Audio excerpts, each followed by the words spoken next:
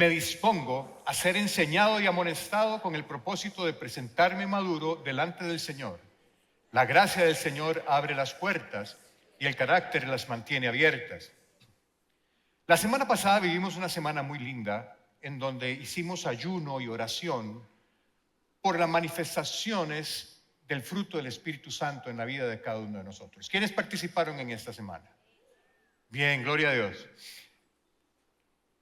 Sin embargo, quiero decirles que la única manera de que usted pueda llegar a experimentar en su vida las manifestaciones del fruto del Espíritu Santo es solamente si usted vive en el Espíritu.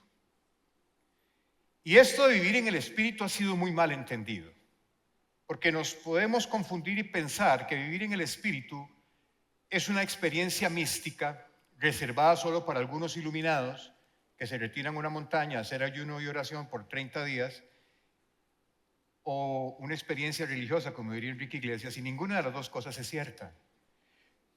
No hay nada más práctico en la vida de un hijo de Dios que vivir en el Espíritu.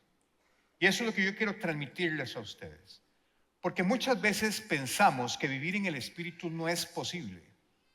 Pero Dios nos lo está pidiendo a través del apóstol Pablo. Y si Dios nos lo está pidiendo es porque lo podemos lograr con su ayuda. Y hoy vamos a aprender cómo vivir en el Espíritu. Cómo es la forma práctica, diaria, en que usted puede vivir en el Espíritu.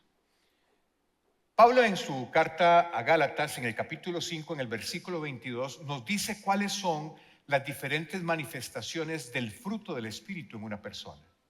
Quiero leer para ustedes Gálatas 5, 22. En cambio, la clase de fruto que el Espíritu Santo produce en nuestra vida es amor, alegría, paz, paciencia, gentileza, bondad, fidelidad, humildad y control propio. No existen leyes contra estas cosas. Así que el fruto del Espíritu no es otra cosa más que la manifestación tangible y visible del proceso de santificación que el Espíritu Santo hace en la vida de cada uno de sus hijos. Es la forma en que usted se expresa su crecimiento espiritual, acercándose cada vez más a la imagen del varón perfecto de Jesucristo. El fruto del Espíritu Santo es esa manifestación visible del proceso que el Espíritu Santo está haciendo en usted. Es la manifestación visible de esto. Pero en esa manifestación nosotros tenemos una responsabilidad muy grande. Un par de versículos más adelante, en la misma carta, en el mismo capítulo 5, Pablo nos dice lo siguiente: los que pertenecen a Cristo, y esta enseñanza es para creyentes, no es para inconversos. Esta enseñanza es para ustedes y para mí que hemos entregado nuestra vida al Señor. Porque lo que dice Pablo es dirigido a los que han entregado su vida a Cristo. Y empieza diciendo: los que pertenecen a Cristo, Jesús, han clavado en la cruz las pasiones y los deseos de la naturaleza pecaminosa y los han crucificado allí. Ya que vivimos por el Espíritu, sigamos la guía del Espíritu en cada aspecto de nuestra vida. El versículo 24 nos habla de una gran responsabilidad que nosotros tenemos si queremos experimentar las diferentes manifestaciones del Espíritu Santo. Y es que tenemos que clavar nuestros deseos pecaminosos, nuestra carne, tenemos que crucificarla. Y ahorita vamos a hablar qué es eso. Pero el versículo 25 nos dice que además tenemos un privilegio, que los que hemos decidido hacer eso, tenemos al Espíritu Santo en nosotros que lo va a hacer posible. En nuestro propio esfuerzo, en nuestra propia naturaleza es imposible que lo hagamos. Pero Jesucristo nos ha dejado su Espíritu Santo que mora en cada uno de nosotros para que podamos crucificar los deseos de la carne y podamos vivir en el Espíritu. Así que tenemos una gran responsabilidad, pero también tenemos un gran privilegio. El Espíritu de Dios, el que levantó a Jesucristo de la tumba, el que a través de él se hicieron las cosas, habita en usted. Y si usted vive en el Espíritu, cada vez su cercanía con el Espíritu va a ser más estrecha, le va a ser más fácil escuchar la voz de Dios, le va a ser más sencillo seguir su guía y va a poder crucificar los deseos de su antigua naturaleza. Voy a hablarles primero de la responsabilidad que tenemos y después les voy a hablar del privilegio que nos da esta responsabilidad. Hemos dicho que para poder llegar a vivir las manifestaciones del fruto del Espíritu Santo en nuestra vida, es necesario que hayamos clavado nuestra naturaleza pecaminosa. ¿Cuándo ocurre eso? ¿Y cómo ocurre eso? En el momento en que usted le entrega su vida al Señor Jesús y usted le dice a Jesucristo, usted es mi Señor y Salvador, te reconozco como mi Señor y Salvador, usted en ese momento es sellado por el Espíritu Santo. Y el Espíritu Santo empieza en usted un proceso progresivo de santificación. Usted decide crucificar la carne en el momento en que usted acepta a Jesús como su Señor y Salvador. En ese momento el Espíritu Santo empieza a frenar aquellos deseos desenfrenados que teníamos de la carne, comienza a debilitar las pasiones y los deseos que antes a usted lo dominaban. Miren, antes de que usted y yo nos convirtiéramos, y yo tengo que ser honesto, yo me convertí hace muy poco tiempo, así que tengo muy claramente mi recuerdo de mi vida antes de esto. Los deseos de la carne andaban a la libre, no habían freno, salvo tal vez el control de la moralidad que le enseñan a uno en la casa, pero hay que ser honesto, la moralidad no es suficiente para controlar los deseos de la carne, no lo es. Pero en el momento en que usted decide entregar su vida al Señor, en usted ocurre un cambio. Yo no sé si ustedes han visto esos restaurantes viejos que ponen un rótulo que dice nueva administración. ¿Ah? O sea, hay un nuevo gerente, hay un nuevo menú, hay nuevos gente, pero el edificio sigue siendo el mismo, pero ahora tiene una nueva administración. Entonces quieren entrar a probar a ver qué es lo nuevo que hay. Cuando usted decide entregarle su vida al Señor, en usted ocurre una nueva administración. El edificio externo es el mismo, pero en usted empieza a obrar una nueva administración que ya no está dominada por sus deseos carnales de pecado, sino que empieza a ser dominada por el Espíritu Santo de Dios. Y eso es una nueva administración en usted. Hay alguien diferente en usted que ejerce un señorío que antes de su conversión no estaba. Y ese es el Espíritu Santo. Ahora, Pablo utiliza una metáfora que quiero explicarles muy bien de por qué Pablo hace una metáfora entre la crucifixión y la manera en cómo debemos tratar el pecado en nuestra vida.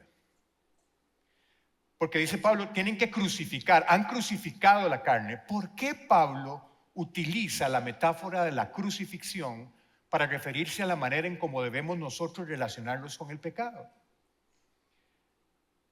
En la época en que Pablo escribió esto, la crucifixión era un método de ejecución común. El Imperio Romano, el Imperio Romano utilizaba este método de ejecución, que es el método de ejecución más cruel, violento, deshumanizador, desgarrador de dolor. No existe ninguna forma de ejecución más violenta y cruel que la crucifixión. Gracias a Dios, en el año 331 después de Cristo, el emperador Constantino decidió eliminar la crucifixión cuando se convirtió al cristianismo. Pero antes de eso, era el método de ejecución preferido por Roma para disuadir a aquellas personas que se les ocurriera en algún momento querer atentar contra el Imperio Romano.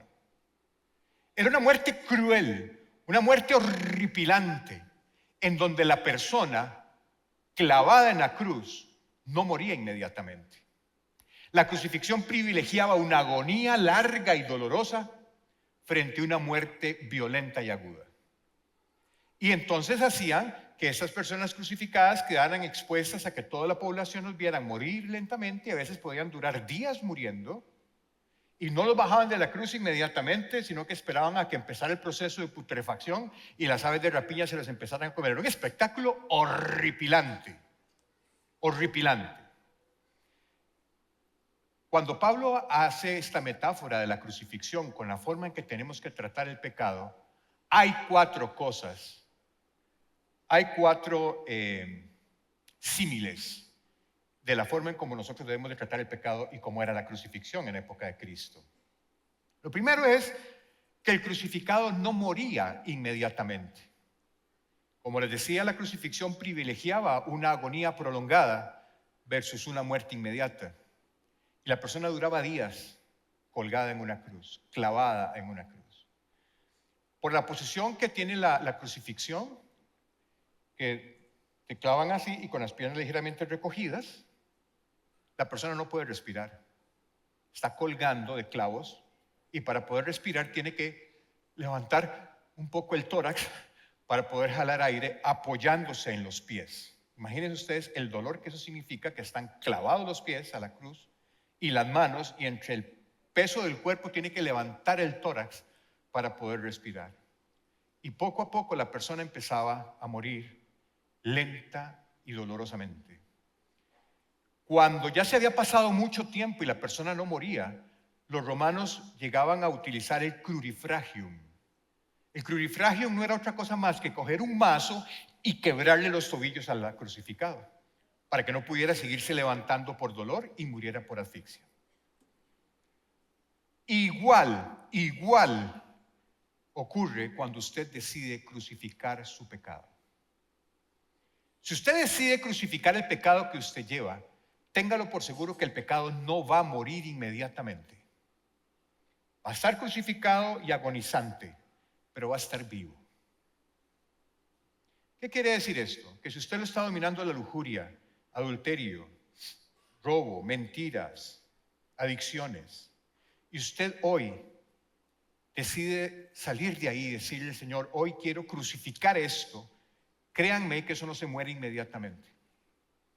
Como en el crucificado, eso agoniza y sigue mandándote mensajes. El tema es, ¿qué va a hacer usted con eso? ¿Va a dejar que se crucifique y que muera en la cruz? ¿O va a permitir que se vuelva a bajar de la cruz y vuelva a dominar tu vida?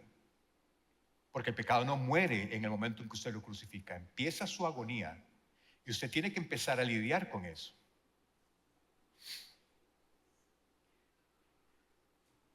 El hecho es que nosotros vivimos en una guerra diaria, es una guerra sin cuartel entre el pecado y nuestra nueva administración. Esa guerra es una guerra en donde el espíritu está involucrado en un combate mortal con los deseos de la carne, con tu pecado. Es una batalla que no tiene cese al fuego, es una batalla en la que no hay negociaciones de paz y es una batalla en la que uno de los dos tiene que morir. O muere el espíritu o muere la carne, pero en esta batalla no hay tregua. Es una batalla sin cuartel, es una batalla sin negociaciones de paz, es una batalla en la que no hay cese al fuego. Una de las dos debe de morir. Y esa es la verdadera batalla que ustedes y yo estamos viviendo todos los días. Una batalla contra el pecado que nos domina. Nuestra vieja naturaleza, que la hemos crucificado en la cruz, sigue molestando. No ha muerto, está agonizante. Y uno quisiera a veces tener el mazo para hacer el crurifragium y quebrarle las piernas, pero no es posible. Va a morir conforme su espíritu vaya creciendo. La segunda razón que utiliza Pablo en la crucifixión para ver la forma en que nosotros debemos de tratar el pecado. Y acuérdense, es que es la única forma de poder vivir la manifestación del espíritu. La segunda razón es porque la crucifixión era una forma de ejecución extremadamente violenta y cruel. Hacer morir los pecados requiere también de una muerte violenta y cruel. Con el pecado no se negocia, con el pecado se corta. Porque si usted se pone a negociar con el pecado y a coquetear con él, téngalo por seguro que le van a ganar. Con el pecado se corta. Y el mismo Jesús lo dijo clarito, clarito, con una radicalidad absoluta. Jesús lo dijo y lo consigna Marcos en el capítulo 9 de su evangelio, en el versículos 43 a 48, y dice así: si tu mano te hace pecar, córtatela. Es preferible entrar en la vida eterna con una sola mano que en el fuego inextinguible del infierno con las dos manos. Si tu pie te hace pecar, córtatelo. Es preferible entrar en la vida eterna con un solo pie que ser arrojado al infierno con los dos pies. Y si tu ojo te hace pecar, sácatelo. Es preferible entrar en el reino de Dios con un solo ojo que tener los dos ojos y ser arrojado al infierno, donde los gusanos nunca mueren y el fuego nunca se apaga. Y antes de que salgamos de aquí todos cojos, mancos y tuertos, quiero explicarles qué es esto.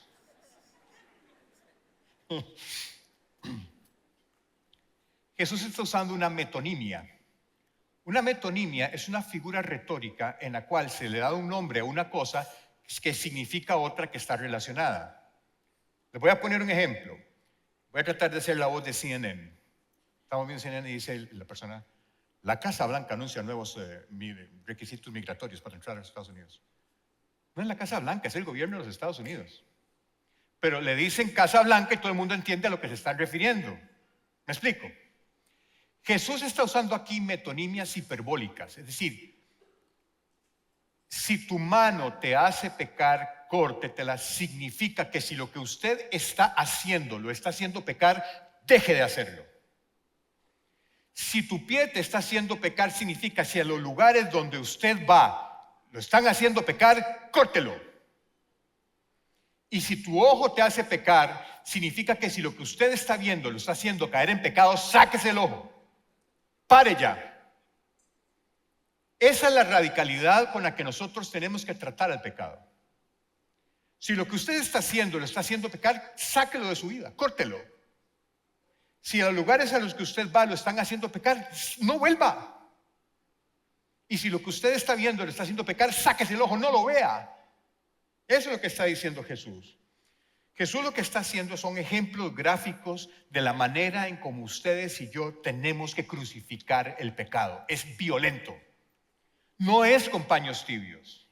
No es a medias tintas. Con el pecado no se puede negociar. Se corta y se arranca, tal como nos está diciendo Jesús.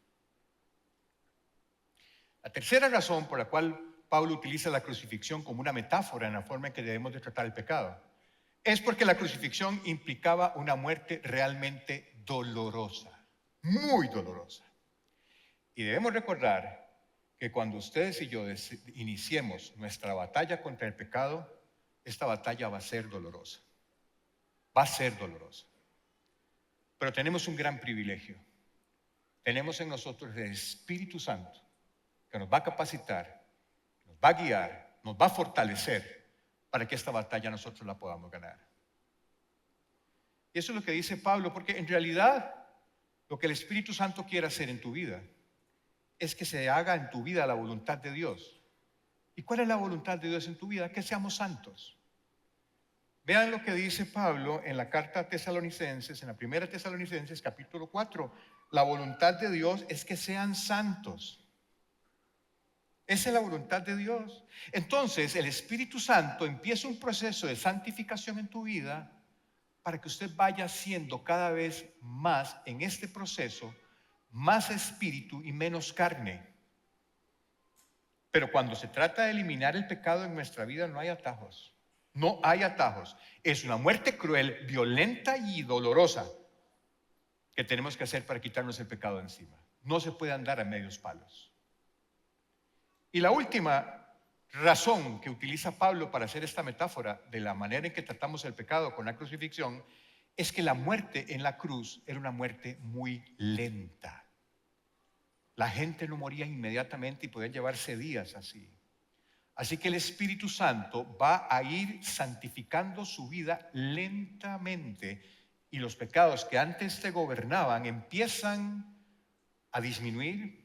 Los deseos por los cuales ustedes antes caminaban empiezan a ir bajando y perdiendo su fuerza y se van distanciando en frecuencia, pero es un proceso. Un proceso por lo cual Jesús dice que eso tenemos que hacerlo todos los días. Todos los días. No es una decisión de un momento y decir, hoy crucifico el pecado y ya me olvido de eso porque ya se murió. No. No. Ahí está. Vean, Jesús lo dijo de la siguiente manera, Lucas 9:23. Entonces Jesús dijo a la multitud: si alguno de ustedes quiere ser mi seguidor, tiene que abandonar su propia manera de vivir. En otras traducciones dicen: niéguese a sí mismo, tome su cruz cada día y sígame. Y hemos malinterpretado el sentido de la cruz en este pasaje. Porque usted puede oír un comentario que diga una madre de familia: es que mi hijo me da tanto problema, está metido en drogas, no conoce al Señor, es rebelde. Esa es mi cruz que cargo cada día. No, esa no es la cruz. Eso es un problema. Mi jefe en el trabajo es una persona que no me entiende, que me trata mal, que es una cruz que tengo y que no, eso no es una cruz, es un jefe problemático. Cuando Jesús está hablando de cruz, en el primer siglo era sinónimo de muerte, no de problema. Y cuando Jesús dice: niéguese a sí mismo, lo que está diciendo es: deje su manera de vivir y venga tome mi forma de vivir, clave su pecado diariamente en la cruz y sígame. Eso es lo que significa. Niégate a ti mismo es abandona tus propios planes y sigue los planes de Dios. Y toma tu cruz significa: clava cada día tu pecado en esa cruz y no permitas que se baje de ahí. Y eso hay que hacerlo diariamente. Eso hay que hacerlo diariamente. Esa es nuestra responsabilidad. Pero también tenemos un gran privilegio. Y es que vamos a tener la fortaleza, la guía del Espíritu Santo en cada uno de nosotros para que eso lo podamos hacer. Si nosotros no tuviéramos la presencia del Espíritu Santo en nosotros, esto Dios no nos lo podría pedir porque sería imposible que lo hagamos. Dios nos pide que clavemos nuestro pecado todos los días en la cruz porque Él nos dio su Espíritu que nos lo hace posible a través de Él. Ese es el gran privilegio que ustedes y yo tenemos. Gálatas 5:25, que es el segundo versículo del principio, dice: ya que vivimos por el Espíritu, sigamos la guía del Espíritu en cada aspecto de nuestra vida. Vean ustedes que este versículo empieza diciendo ya que es un condicionante. Y si hay un condicionante es porque hay una premisa. La premisa es que el Espíritu Santo vive en usted. Entonces dice Pablo: ya que el Espíritu Santo vive en usted, entonces siga la guía del Espíritu Santo. Viva bajo la guía del Espíritu Santo. Pero aquí hay un término muy interesante, muy, muy interesante. Reina Valera 1960 utiliza un verbo diferente. Aquí dice: sigamos la guía del Espíritu. Reina Valera dice: andad en el Espíritu. Y ese andad es la traducción de una palabra griega que es stoigeo. Stoigeo.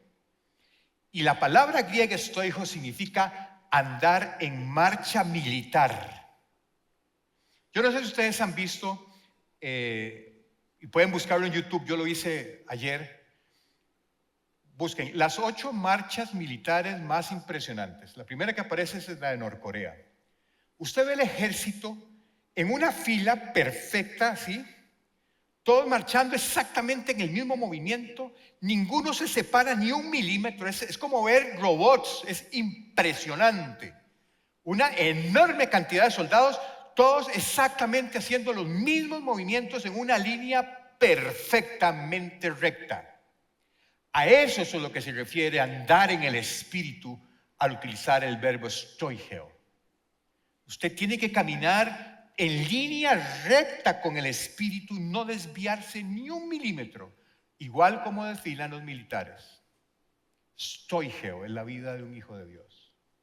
Stoigeo es la vida que usted tiene que seguir agarrada del Espíritu Santo. Eso es lo que está diciendo Pablo a Gálatas. Caminen en el Espíritu en una línea recta, ordenada, y no se separen ni un milímetro de ahí. No te desvíes para ningún lado. Exactamente lo mismo que dice Pablo en Romanos 8:9. Pero ustedes no están dominados por su naturaleza pecaminosa. Ya en ustedes hay una nueva administración. Ya ustedes no deben de estar dominados por esa naturaleza vieja, pecaminosa, sino que son controlados por el Espíritu, si es que el Espíritu de Dios vive en ustedes. Y recuerden que los que no tienen al Espíritu de Cristo en ellos, de ninguna manera pertenecen a Él. Vean,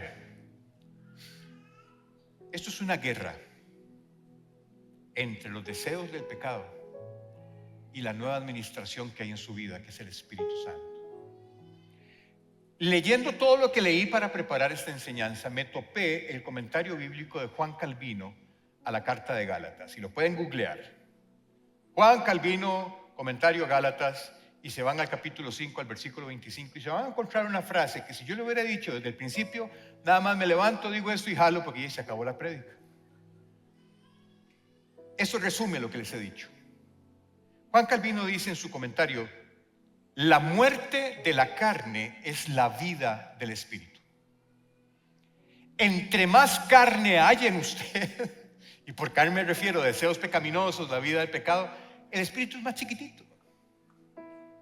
Pero entre más usted camine en el espíritu, de manera automática sus deseos pecaminosos empiezan a caer y desaparecen de su vida.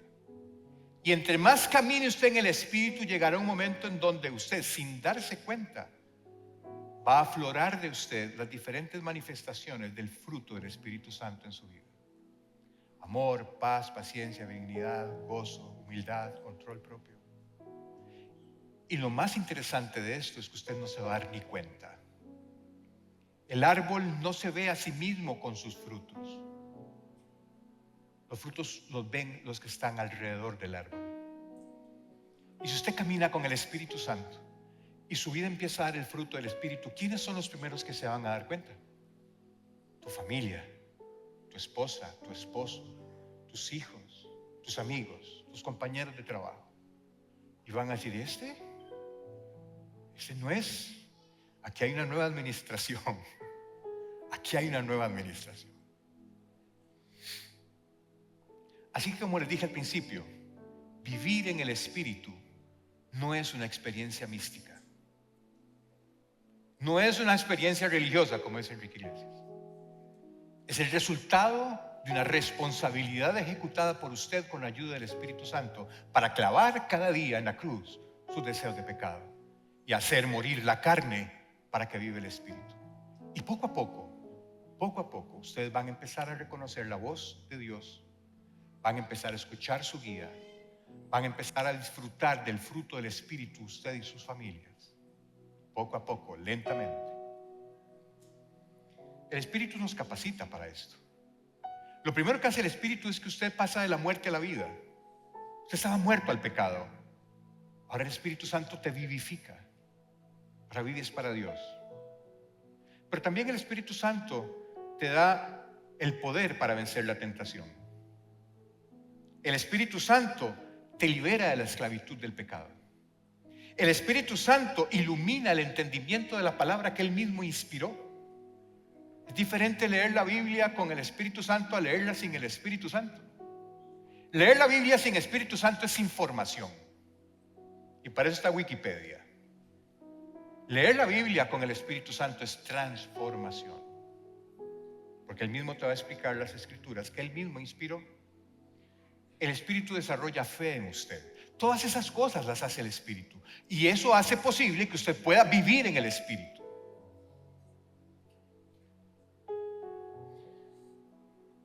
Pablo, antes de hablar del fruto del Espíritu y de las cosas hermosas que el fruto del Espíritu nos da en nuestra vida, hace una lista de las obras de la carne y lo contrasta. En el versículo 18 Pablo dice que las obras de la carne son adulterio, fornicación, inmundicia, lascivia, idolatría, hechicerías, enemistades, pleitos, celos, iras, contiendas, disensiones, herejías, envidias, homicidios. ¿Sabe qué lista? Pero noten ustedes que cada una de las manifestaciones del Espíritu Santo sofoca cada una de las obras de la carne. El amor, como fruto del Espíritu, sofoca los pleitos, sofoca la ira, sofoca las enemistades, sofoca los celos, sofoca las contiendas. La paz, otro fruto del Espíritu, otra manifestación del fruto del Espíritu, sofoca los pleitos, sofoca los celos, sofoca las envidias. La templanza, el dominio propio, sofoca la fornicación, sofoca la inmundicia, sofoca la lascivia. Vean ustedes que cada manifestación del fruto del Espíritu Santo va a sofocar una de las obras de la carne.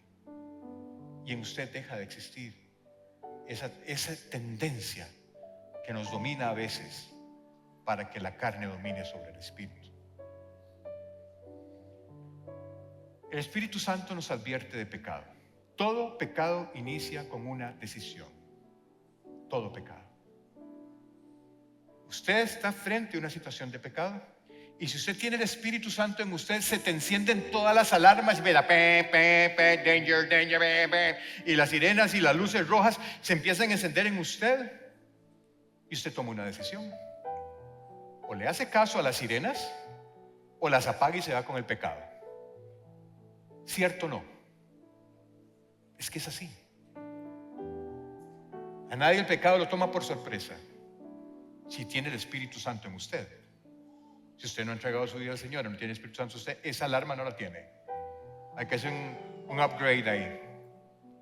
Pero el Espíritu Santo, cuando usted peca, lo que está haciendo es ignorando los impulsos del Espíritu Santo. Está ignorando el freno que pone el Espíritu Santo. Está ignorando la sabiduría del Espíritu Santo. Está ignorando las advertencias del Espíritu Santo. Está ignorando el poder del Espíritu Santo cuando usted decide pecar. Hay una realidad innegable. O usted vive por el Espíritu o usted vive por la carne. Pero no hay tintas medias. O usted va por un lado o va por el otro, pero aquí no hay paños tibios. Aquí no hay una vía intermedia. Frecuentemente nosotros no nos sentimos tan mal porque no somos tan pecadores, no hemos matado a nadie, no hacemos hechicería, no hacemos brujería, probablemente no hemos asesinado a nadie, pero olvidamos que hacer las obras de la carne, aunque no sean tan extremas, alimentan en nosotros esa carne crucificada y no la dejamos morir, y no la dejamos morir. Y poco a poco el Espíritu se va alejando de tu vida y empiezas a enfriarte y empiezas a sentirte lejos del Espíritu. Como buen médico les voy a dar los síntomas para que usted revise si su espíritu se está enfriando. Y después les voy a dar el tratamiento. De aquí se van con tratamiento.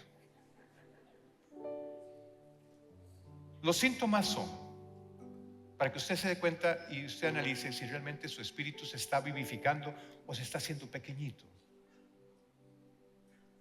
Las cosas de Dios ya no son tan atractivas como eran al principio. Las quejas se vuelven más frecuentes que mi gozo. La adoración ya no me saca las lágrimas que antes me sacaba. Las prédicas ya no te ministran como antes lo hacían. ¿Te cuesta trabajo leer la Biblia e ir a la iglesia? La oración ya no forma parte de tu agenda. Si eso está pasando, permítame decirle que son síntomas inequívocos de un enfriamiento espiritual. Son síntomas inequívocos. Pero entonces quiero darle la solución a eso. De aquí se van con tratamiento. Nadie se va con diagnóstico sin tratamiento. Primero, renuncie todos los días de manera consciente a la rebelión de tu carne que se opone al trabajo del Espíritu. En otras palabras, crucifique diariamente su pecado. No lo alimente, no coquete con él, pero diariamente manténgalo clavado en esa cruz. No permita que se baje.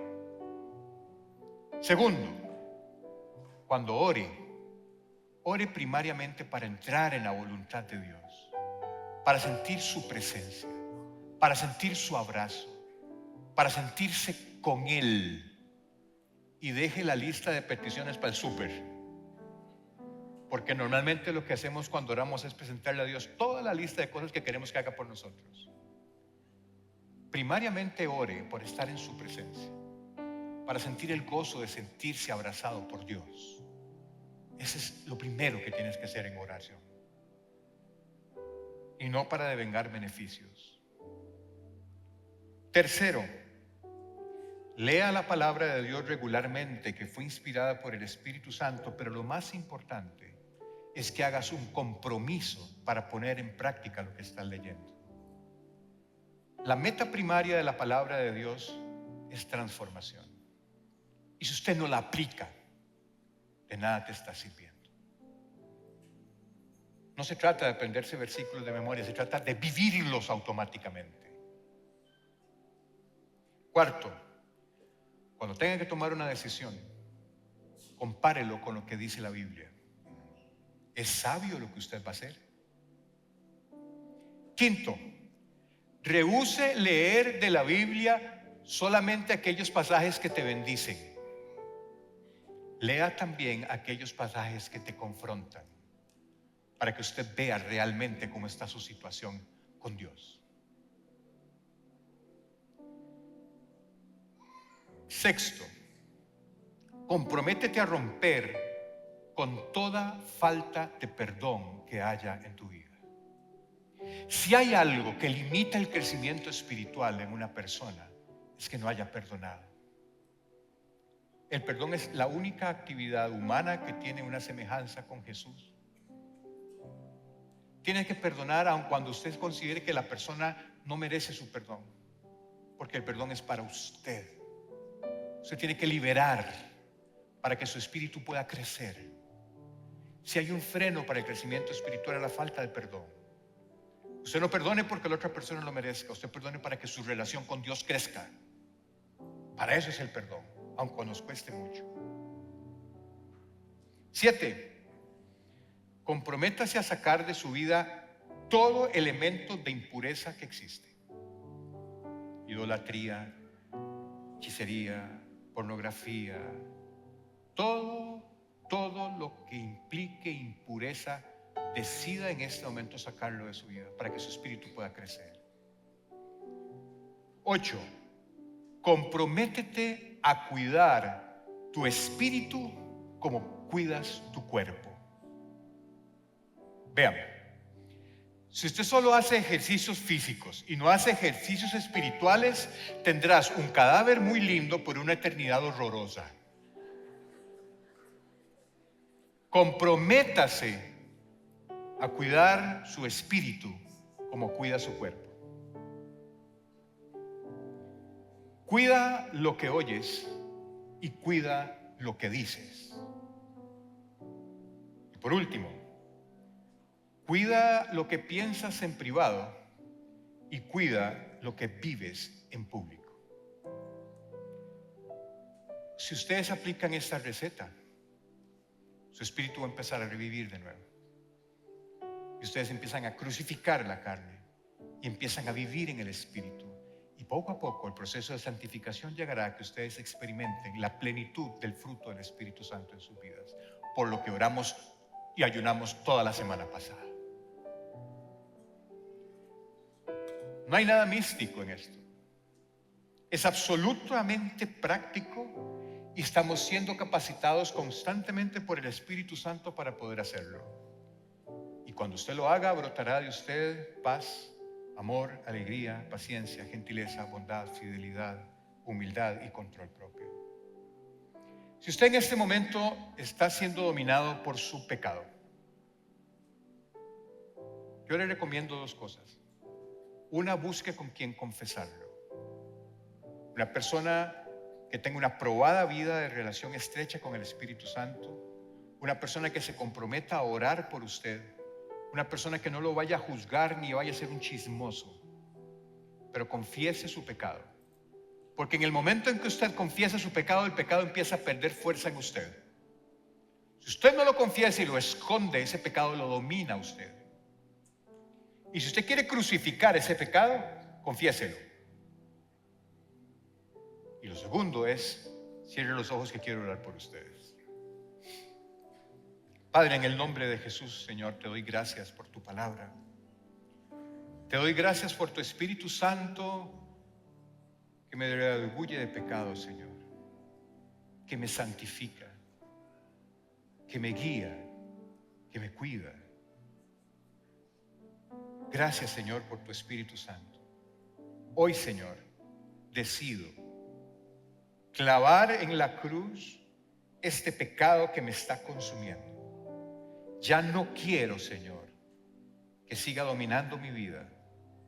Quiero caminar stay contigo, stay con el Espíritu.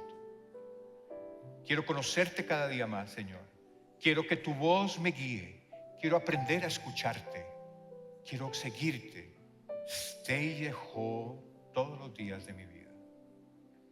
Ayúdame, Espíritu Santo. Dame el discernimiento, la fortaleza, la decisión, la guía, la templanza, para que ese pecado que estoy crucificando hoy en la cruz no lo baje de ahí. Fortalece mi vida espiritual, Señor. Fortalece mi relación contigo, porque quiero vivir para ti. Quiero sentirte cada día al despertar y cada noche cuando me acueste, que tú estás conmigo, que no me dejas, que me guías, que me provees. Hoy oro, Señor, para que todos los hermanos acá tengamos un encuentro personal contigo y que nuestro espíritu se vivifique como nunca antes, que haya un avivamiento del Espíritu Santo en cada uno de nosotros, sabiendo que tú estás aquí, en el nombre poderoso de Cristo Jesús. Amén y amén. Les voy a pedir que por favor nos pongamos de pie. Quiero bendecirlos y les voy a pedir que simbólicamente levantemos las manos al cielo, porque vamos a recibir una bendición que viene del cielo. Que el Señor te bendiga y te guarde de todo mal. Que el Señor responda a tu clamor en tiempos de dificultad. Que el Señor te mire con agrado y extienda sobre ti su amor. Que el Señor te muestre su favor y te dé su paz, que sobrepasa todo entendimiento. Que el Señor te conceda los deseos de tu corazón y que haga que todos tus planes tengan éxito. Que la gracia del Señor Jesucristo, el amor de Dios y la comunión del Espíritu Santo sea sobre tu vida y tu familia, ahora y para siempre, en el nombre poderoso de Cristo Jesús. Y la iglesia dice, amén y amén. Que el Señor los bendiga.